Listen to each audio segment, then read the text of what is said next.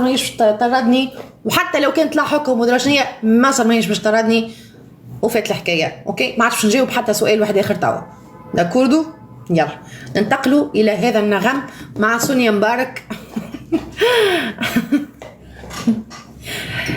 ان شاء الله ربي يجيبها لك يا حسين، بالله راح نركز معك ان شاء الله ويجيبها لك مع بعضهم، ما يجيوش في جمله واحده. راهو انت لهنا تستعمل في اسم ربي باش تتمنى شر الانسان، ما يجيوش ان شاء الله، ومع دعوة شر ما تجيش. نقول ان شاء الله ربي يشفيك، ان شاء الله ربي يبعد البلا عليك، ان شاء الله ربي يحفظك، ان شاء الله ربي يحميك، ان شاء الله ربي ينصرك، ان شاء الله ربي يخليك. اما ان شاء الله ربي يأذيك مع بعضهم في جملة ما تجيش.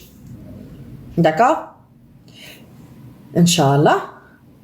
وحاجة باهية، دوك اسم ربي ديما يتحط مع حاجة باهية. انتم توظفوا في اسم ربي في حاجات خايبة، فهل تعتقد ربي باش ياخذ معناها باش ياخذ دعوتك؟ اكيد لا.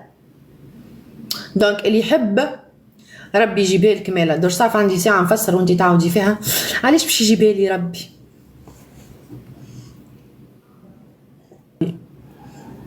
حتى لو كان ما نعرفوش على الاقل انا ما نستعملش ربي باش ندي على الناس. عمري ما نديت على العباد، انا عمري ما نديت على انسان انا ما دريتش على ناس ضرتني. اقسم بالله فما ناس ضرتني في حياتي وما هزيتش يدي وما قلتش حسبي الله وما قلتش، خليته كيكه ربي يتصرف معاهم، معناها خليته ربي يتصرف معاهم. شكون اللي بعث لي تو انا هبطته ددو هذا؟ ددو سخالو ددو.